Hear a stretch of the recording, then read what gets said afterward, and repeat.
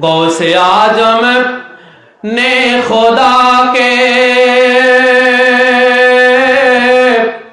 हुक्म से रखा कदम, औलिया की गर्दनों पर या अली मुर्तजा, औलिया की गर्दनों पर या अली मुर्तजा।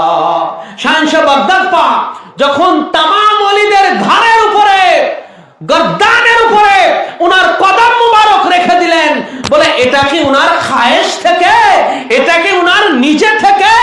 না না, সেটার রাজ, সেটার নিগুড় রহস্য মওলা পাক গৌসে পাকের গদিনশীল আমার আকা মওলা পাক হুজুর কিবলা ও কাবা দেয়ানে হযরত জামালের মধ্যে ইরশাদ ফরমালেন যে গৌসে আজম ने खुदा के हुक्म से रखा कदम, गौसे पाक स्वयं खुदा तालार हुक्मे उनार कदम मुबारक रखलेन औलिया की गर्दनों पर, या अलिये मुर्तजा, हे अलिये मुर्तजा শানশে বাগদাদ পাক स्वयं खुदा तालार हुक्मे तमाम ওলিদের गर्दনের উপর উনার কদম মুবারক রেখে দিলেন।